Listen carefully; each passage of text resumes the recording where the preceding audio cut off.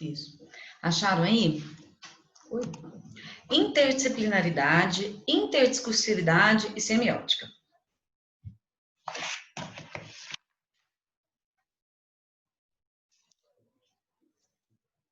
Intertextualidade, né? Então, olha só. Nós já falamos de algumas questões intertextuais, até mesmo na literatura. Nós já falamos sobre a mistura de discursos. E agora a gente vai entender um pouquinho isso na prática, para a gente, na verdade, hoje eu quero ficar um pouco mais por conta de alguns exercícios que eu achei interessante dentro do livro, para a gente fechar essa questão de interpretação de texto. As interpretações de texto, elas são essenciais não só no português e na literatura, né?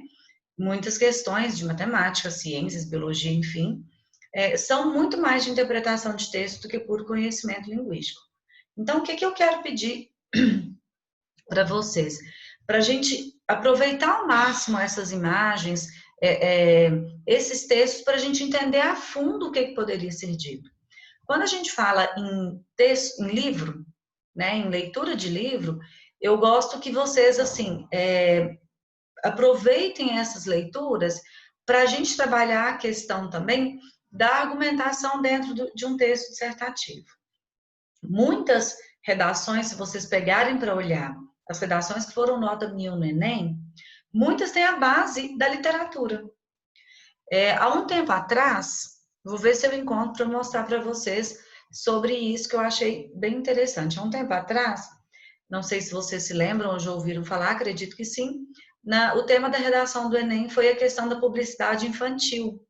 Vocês lembram disso? Se não me engano, foi há uns 4 anos atrás. A questão da publicidade infantil argumentando, persuadindo sobre a criança. Né? Então, não é publicidade infantil com crianças, é publicidade voltada para crianças. E aí, a partir, tem uma redação que eu gosto muito de citar como exemplo, que foi nota total no Enem, e essa redação começou a falar do Memórias Póstumas de Brás Cubas na sua introdução. Então, essa relação de conhecimento, né, essa intertextualidade entre a literatura e a argumentação, a persuasão nos textos dissertativos, ela é extremamente válida. Para quem já leu, já deu uma olhada nos contos negreiros, tem questões sociais que a gente pode falar ali, né? A questão não só do preconceito do negro, mas a questão da divisão de raças, da divisão econômica, política de um país. Claro que política não vai cair no Enem, mas assim, a gente tem algumas questões que a gente consegue associar. Tem um livro, não sei se vocês chegaram a ler ou ter conhecimento no ano passado, que chama Capitães da Areia. Acho que eu já falei sobre ele. Vocês conhecem? Do Jorge Amado? Alguém já leu, já ouviu falar ou não? Ninguém leu? Vocês já ouviram falar dele? Alguém? Já ouviram falar dele, gente? O Capitães Qual da Areia... livro? Oi? Qual livro? Capitães da Areia. Ah, não, nunca vi, não. Não, é do Jorge Amado. Nós vamos entrar também nessa questão que ele é a segunda fase modernista, também no próximo livro. Ele é um livro que tem uma amplitude de assuntos que podemos relacionar mais até na dissertação do que na própria literatura. Ele é um livro que trata de muitas questões sociais. Educação, estupro, homossexualismo, o menor abandonado, a fome, a miséria, o roubo, a questão da religiosidade. Ele é um livro que tem uma amplitude de assuntos sociais que poderiam ser usados como intertextualidade em uma dissertação, por exemplo. Então, é interessante a gente conhecer um pouco da história dos livros, né? Um pouco do enredo do que se trata os livros, para que vocês façam uso disso até na própria argumentação, ou mesmo na introdução de um texto dissertativo, né? Mas eu acredito que ajudam vocês bastante nessa ligação. Quanto mais a gente mostra conhecimento, mais a nossa nota sobe, né? Então, aqui eu trouxe alguns textos, na verdade, estão na apostila de vocês, na página 44, 45, para a gente trabalhar algumas questões. Olha só. Give it to your wife. Quando a gente tem Aqui é uma etiqueta de uma camiseta, né? Dê isso à sua esposa. Por quê? A esposa é que vai lavar a camiseta. Isso aqui é uma camiseta de um time de futebol. Instruções de lavagem de camisas. Promocionais da Dry World trazem a frase: entregue para a sua mulher, para a sua esposa. Então, eu tenho um discurso aqui extremamente machista, né? Que ele já direciona a lavagem das camisetas para a esposa. Ou seja, você não vai saber mexer com isso, já que é uma camiseta de futebol masculino. Quem vai saber mexer com essa camiseta é a sua esposa. Então, nesse caso aqui, eu tenho um discurso extremamente machista. Tá vendo que quando a gente fala em questões da interdiscursividade, nós vamos trazer à tona os temas que causam polêmica na nossa sociedade, que é o machismo aqui no caso. Já direciona exatamente que a mulher tem a obrigação de lavar as camisetas, que a mulher tem a obrigação, que sempre tem esse papel, né? De lavar as camisetas, os afazeres domésticos são das mulheres. Aqui eu tenho outro texto. Correio. Medicina Preta. Primeira turma de médicos da UFRB entra para a história. Foto com 12 formandos negros viralizou nas redes sociais nas últimas semanas. Que tipo de discurso eu tenho aqui, gente? Extremamente preconceituoso. Medicina preta. Então, eu tenho um discurso extremamente preconceituoso. Né? Eu tenho um discurso machista e aqui eu tenho um discurso preconceituoso, o qual retrata, né, preconceito, discriminação diretamente com o negro. Viraliza, a foto viraliza porque contém 12 formandos negros. Aqui, dirigido por mim, guiado por Deus. Que tipo de discurso eu vou encontrar nessa imagem? Um discurso religioso. Então, eu misturo. Eu quero que vocês percebam nessas três imagens, nessas três primeiras aqui, nessas três mesmo, nessas três primeiras, a mistura de discursos. O que é um discurso? Um discurso é um texto. Um texto, seja ele visual, seja ele verbal, seja ele multimodal, seja ele multidisciplinar. Quando a gente mistura discursos, nós misturamos duas ideias. Eu tenho uma etiqueta de camiseta, que é um discurso. Eu tenho a citação de um machismo, né, a referência que se faz ao papel da mulher na sociedade, que é de afazeres domésticos, outro discurso. Então, eu misturei esses dois discursos e tive a interdiscursividade, tá? Você mistura dois assuntos em um único gênero textual. No segundo texto, eu tenho um discurso, eu tenho uma notícia de jornal e tenho um discurso preconceituoso. Então, eu misturei esses dois discursos. E aqui é a mesma coisa, né? Eu tenho um caminhão de transporte e eu misturo com um discurso religioso, dirigido por mim, guiado por Deus, um discurso religioso. Essas três situações aqui mostram para nós a interdiscursividade, a mistura de discursos gerando uma nova forma de interpretação. Agora, eu tenho essas duas placas aqui, claro, né, de forma divertida foram colocadas, mas nós temos a placa real, precisa-se de vendedora com experiência, precisa-se de clientes. Só que a interdisciplinaridade, a intertextualidade foi usada aqui a fim de misturar, de causar uma irreverência, de causar uma ironia mesmo, uma certa graça, um certo humor aqui. Precisa-se de vendedora com experiência. Observação, sem WhatsApp. Né? O discurso, ele é o quê? Precisa-se de vendedora com experiência. Então, eu usei um texto pronto e usei uma intertextualidade desse texto. Observação sem WhatsApp. Para causar humor, até mesmo para atrair mais atenção. Precisa-se de clientes com ou sem experiência. Então, eu usei o precisa-se, né? Precisa-se de vendedora, precisa-se de secretária, precisa-se de faxineira e coloquei, trazendo uma irreverência ao texto, trazendo uma forma, humor, um sutil irônico, assim, de clientes com ou sem experiência, a fim de atrair, de fato, os clientes, né? Observem esses três textos, essas três manchetes de jornais diferentes. Catador é o primeiro condenado após onda de manifestações. Catador de latas é o primeiro condenado após onda de protestos. Morador de rua é condenado a 5 anos de prisão por porte de água sanitária. Olha só, nós já sabemos que quando se trata de um texto jornalístico, de uma chamada, né, de uma manchete, de uma notícia ou de uma reportagem, predomina-se a ordem direta das orações. O que é a ordem direta? Sujeito, verbo e o complemento. Quando você pretende chamar atenção para o complemento, por exemplo, você faz essa inversão.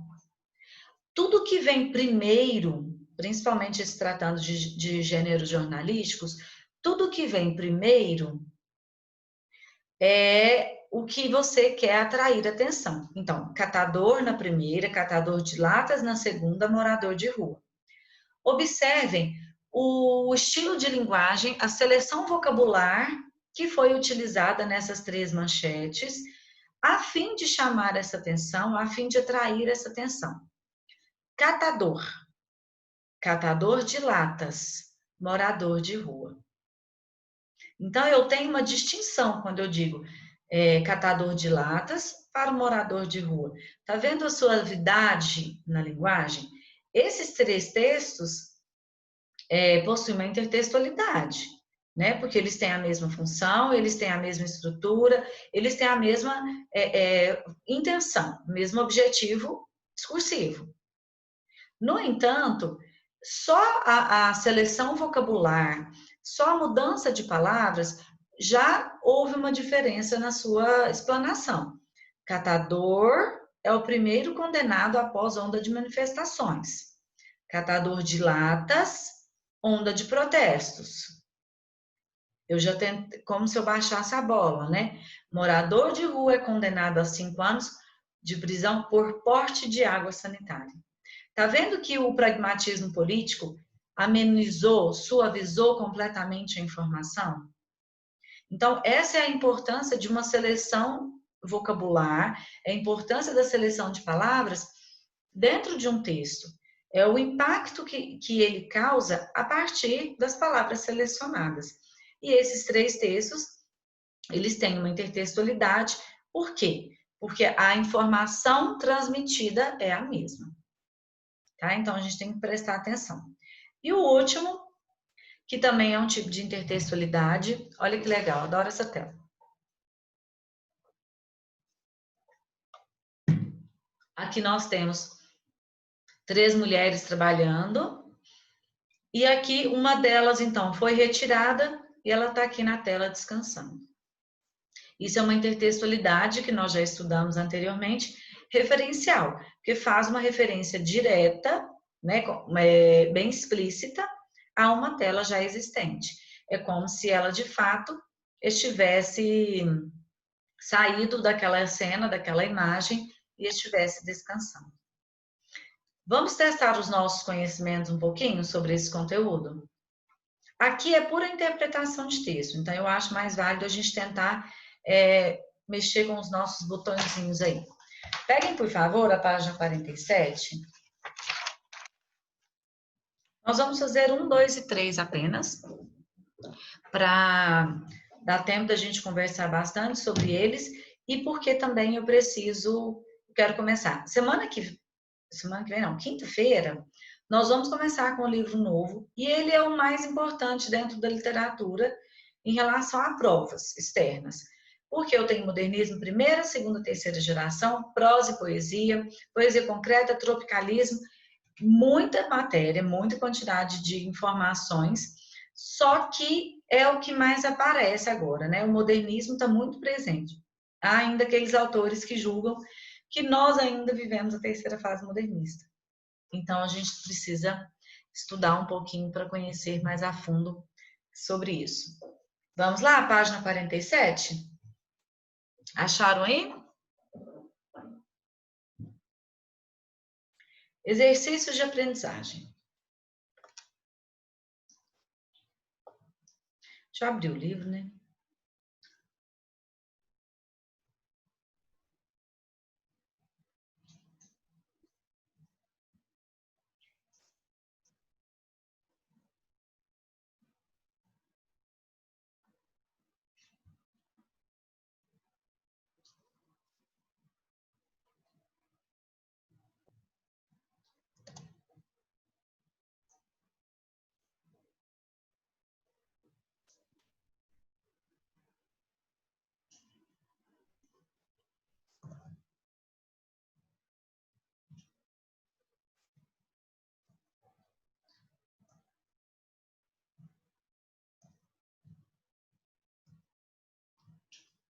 Isso.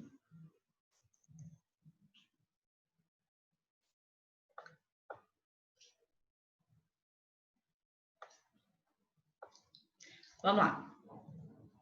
Exercícios de aprendizagem.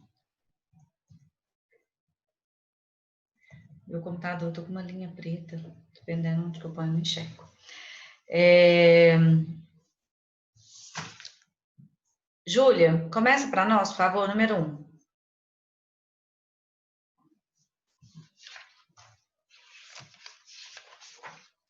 Júlia, tá aí? Peraí, que eu tô arrumando a página. Tá. O número 1, né? Isso, por favor. Identifique o discurso em que se baseia cada um dos textos a seguir. Justifique suas respostas.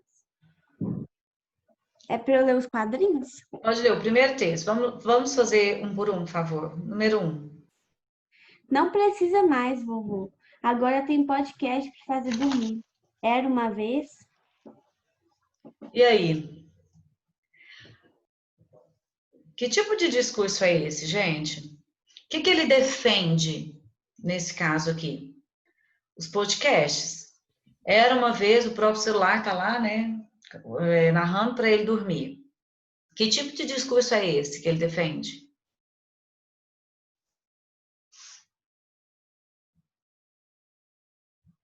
E aí, gente? Vamos?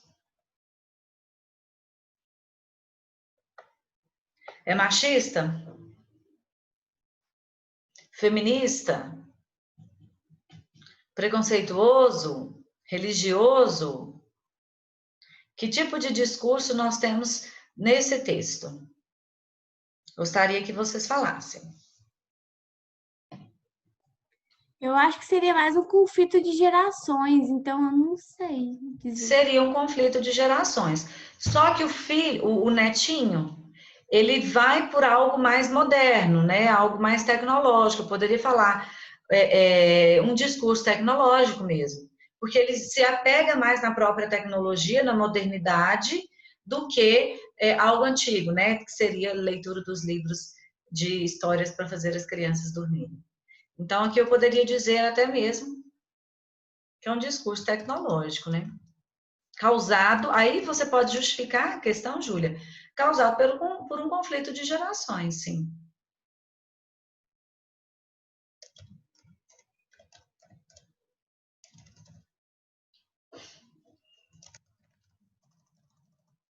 Vamos colocar a justificativa. Causado por um conflito de gerações.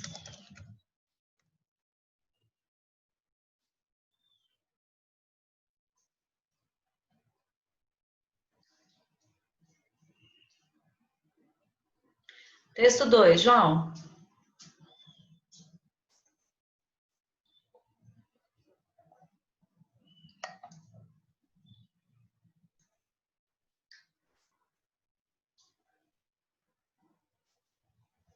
João Gabriel, não tem não? Tô aqui, Maria Lúcia. Lê o texto 2, por favor.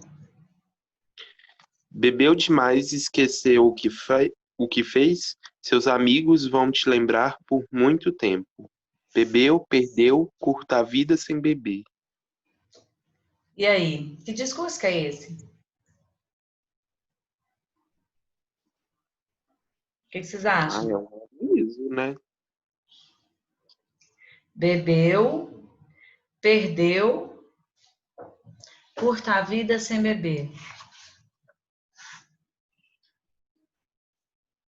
Ligue 132. Central de Atendimento sobre Drogas.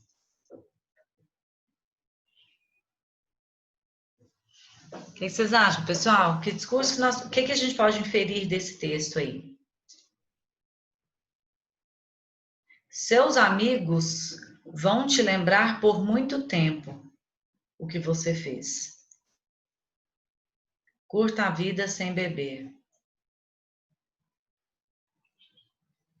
Nós podemos falar aqui algumas situações, né? A questão da própria droga. Nós podemos falar a questão do machismo, porque aqui são duas mulheres, né? Ela que aproveitou, então o homem perdeu. Nós podemos inferir também alguma ideia. Pode ser um discurso machista. Eu julgaria também um discurso sobre drogas, questão de drogas no geral, né? De bebidas ou de drogas ilícitas.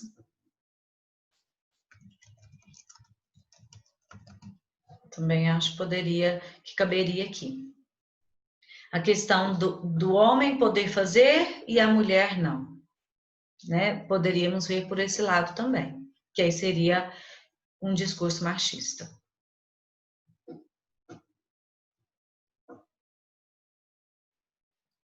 Tá vendo? Precisamos ler além, né? Nas entrelinhas. Vamos fazer a 2? Número 1, ok? Ok, Mariana. Vamos lá, então. 2. Leia as notícias a seguir. Primeira notícia, alguém pode fazer o favor de ler? Ana Carolina, tá aí?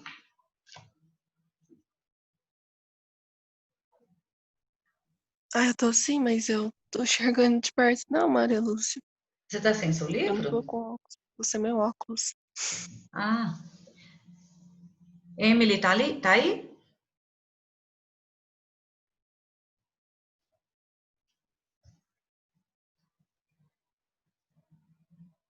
Eu leio, Maria Lúcia. Então vai, obrigada, João. Começar onde? No 2, né? Número 2, a primeira notícia. A cidade tem cerca de 15 quilômetros de portos de congestionamento agora. Bastante movimentação, muita gente ainda voltando do feriado prolongado e indo direto para o trabalho. E hoje é dia de branco, não é, Carol? Dia de trabalhar. Este foi o comentário da jornalista Neila Medeiros, enquanto o telejornal do SBT mostrava imagem do trânsito da capital paulista na segunda-feira, dia 24. Hoje é dia de branco. Observem essa passagem aí. A passagem hoje é dia de branco é usada pela jornalista para referir-se a dia de trabalhar. Reforça, então, erroneamente, que negros não trabalham. Busque nas redes sociais, Facebook, Instagram, Twitter e até WhatsApp, outras expressões fundamentadas em discursos preconceituosos. Explique como se dá essa construção. Gente, a gente nem precisa buscar. O que a gente já ouviu que faz relação diretamente para atingir o preconceito do negro, em relação ao negro? E aí, gente, vocês já ouviram falar alguma expressão? Ah, Emily, agora que eu li, tudo bem. E aí? Há um perfume mal cheiroso, eles falam que é perfume de preto. Cabelo, lista negra. Já ouviu falar da lista negra? Perfume mal cheiroso.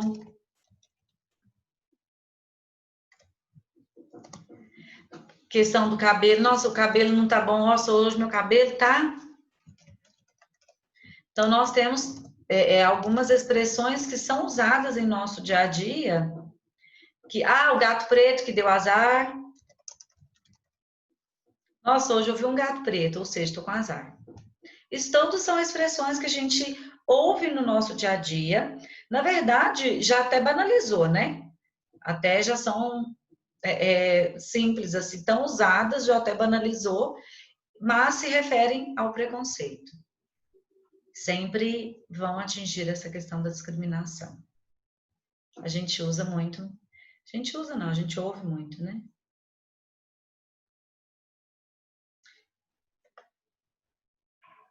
Vamos lá.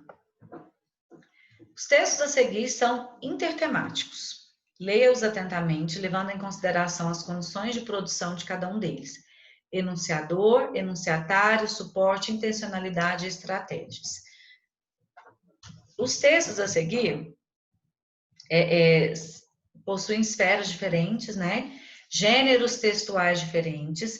Sempre para a gente começar a interpretação, é importante lembrar da questão dos gêneros textuais. Os gêneros textuais, eles têm função discursiva diferentes, suporte, veículo de publicação diferentes, objetivo diferentes, enunciadores diferentes. Só que esses 4 textos aqui, eles se relacionam a um único tema. É isso que a gente precisa achar a relação entre esses textos. Vamos lá, texto 1. Alguém pode fazer a leitura, por favor? Vitória, pode ler?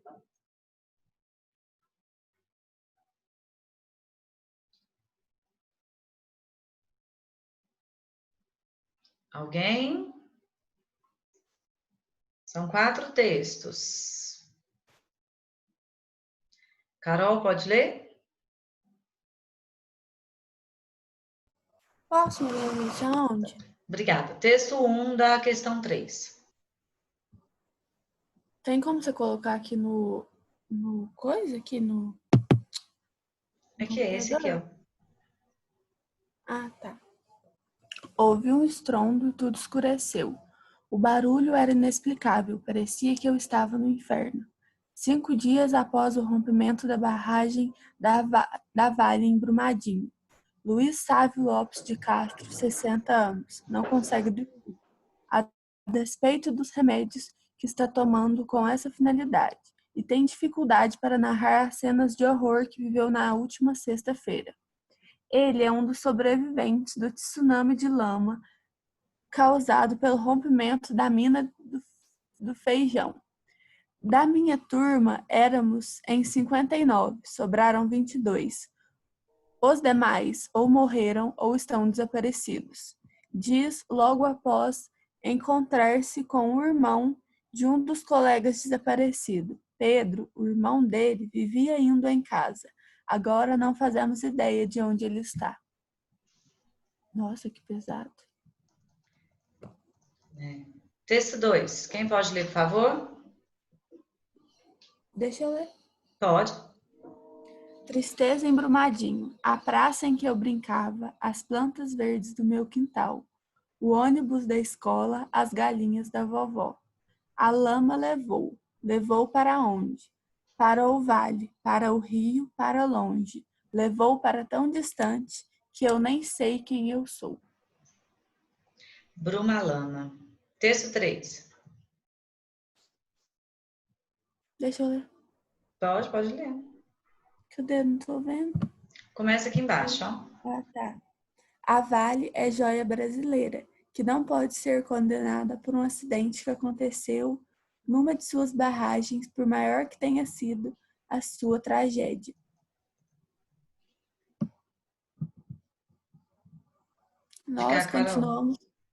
Nós continuamos sem saber. Você tá me escutando? Estou. Peraí, só um minuto que parou tudo aqui.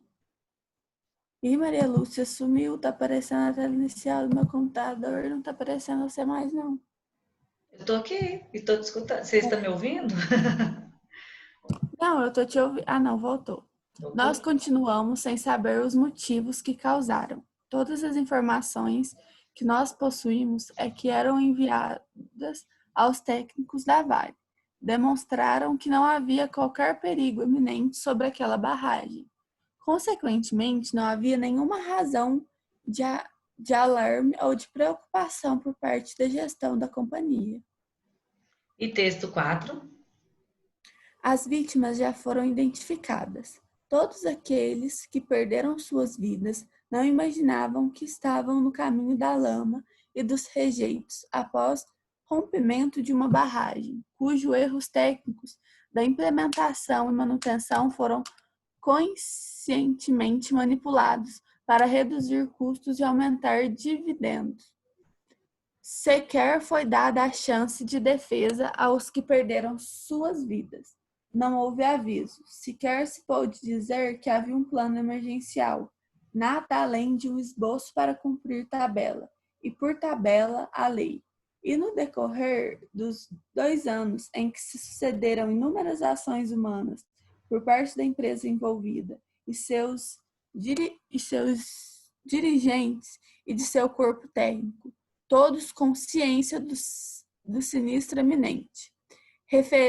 Referidas ações se limitam a maquiar a realidade, buscando ganhar tempo com medidas de intervenção ambiental tecnicamente duvidosas sobre a ponto de vista do conhecimento acadêmico mais elementar.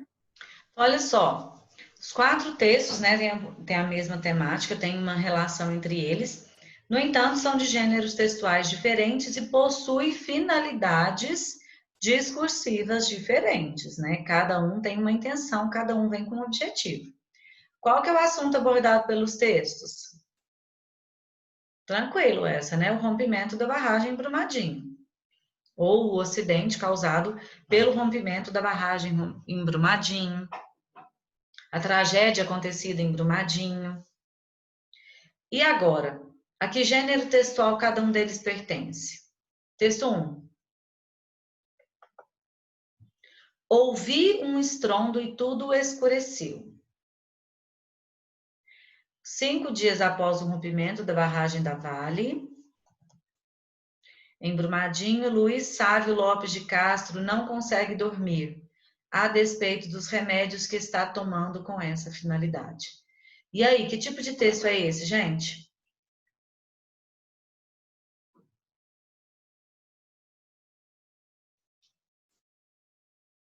Ninguém? Que tipo de texto é esse? Que gênero textual? Jornalístico? É um jornalístico. A gente pode falar que é uma notícia ou uma reportagem, né? Já que a gente está vendo só um trechinho. Como tem aqui um depoimento, ficaria até mais completo se fosse uma reportagem, já que a notícia ela é imediatista, né? A notícia ela fica velha. Então aqui poderia ser uma reportagem.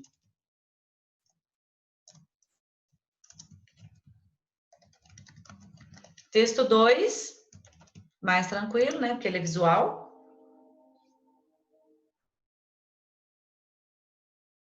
Texto 2 é o quê? Poema? Uhum.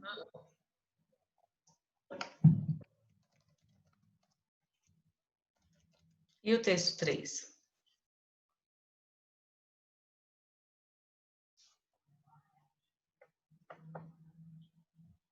Deixa eu tentar. Também é uma notícia, né? A Vale é joia brasileira que não pode ser condenada. Ele está escrito por um acidente que aconteceu numa de suas barragens. Isso aqui está mostrando nitidamente a opinião de uma pessoa, concorda? Mas continuamos sem saber os motivos que causaram. Todas as informações que nós possuímos e que eram enviadas aos técnicos da Vale demonstraram que não havia qualquer perigo iminente sobre aquela barragem. Presta atenção que é a opinião de uma pessoa, né? Vale é uma joia e não pode ser condenada por Brumadinho. Aqui eu posso falar que é um depoimento, um texto opinativo. Né? Não pode ser jornalístico porque ele não está fazendo uma referência à Vale, né? Tá mais opinando sobre o acontecimento. Então, é um texto opinativo, ou um depoimento, podemos assim colocar. E o texto 4? Nosso horário já deu também. E o texto 4? As vítimas foram, por ser o Ministério Público Federal, a gente já vê que não é jornalístico, né? E aí, o que vocês acham para a gente encerrar? O Ministério Público Federal, ele faz o quê? Uma acusação, uma denúncia. Então, eu posso afirmar que esse texto é uma acusação ou uma denúncia. Já considerando, né, o seu emissor. Pessoal, nosso horário venceu. Nosso horário venceu, já vou sair. E na próxima